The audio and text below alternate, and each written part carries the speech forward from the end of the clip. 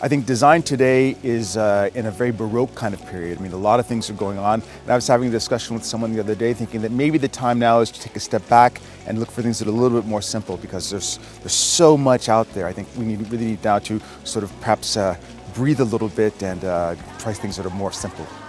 I would say that design today is, there's a lot of organic products coming out, organic designs, but also it all depends on the designers. Have designers who want very sharp products, others who want some things more round. Most of the time we're getting more and more simple, and finish is becoming very important, because finish allows the designers to mix different types of materials and get a new type of feeling, not only on form, but also on the way it looks when it's done. We consider that design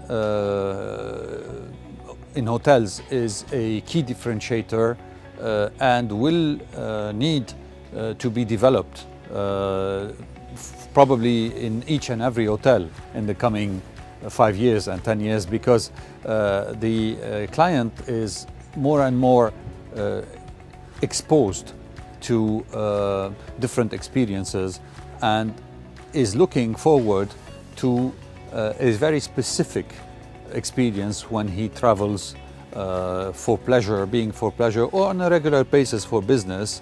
And design is one of the key components of the client experience, so inevitable to address when it comes to renovating an existing property or developing a new one.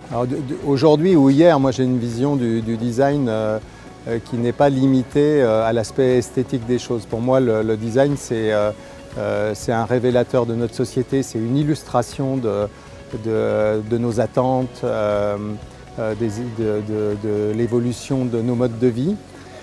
Donc moi je suis très attentif justement à ces évolutions. Par exemple, quand on est dans le domaine du luxe, qu'est-ce que c'est le luxe aujourd'hui?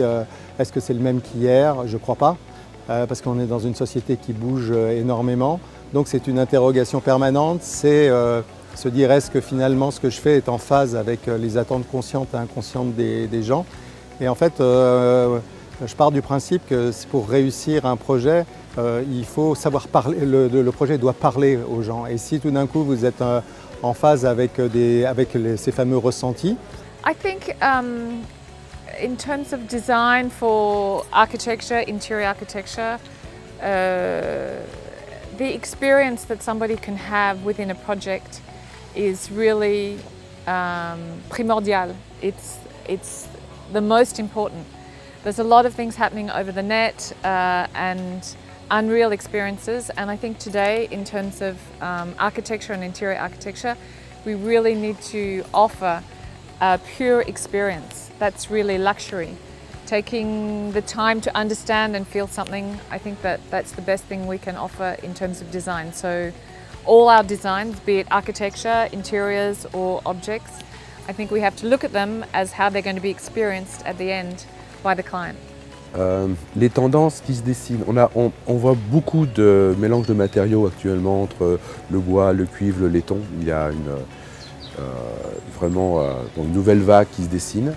Mais je peux vous dire là, en l'espace de quelques mois, moi qui fabrique du mobilier d'exception, même 18e, ici, à Lisbonne, un milliardaire nous a acheté un mobilier pour 350 000 € un meuble, une copie du roi, là où le roi Louis XV rangeait ses médailles.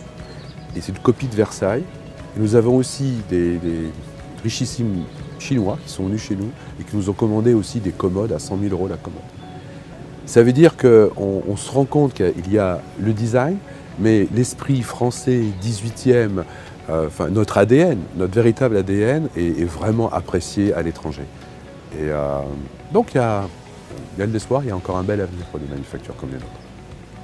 So I think the stake about design today that I can also see in different materials that I have seen here is that people are looking for having emotions in what they feel.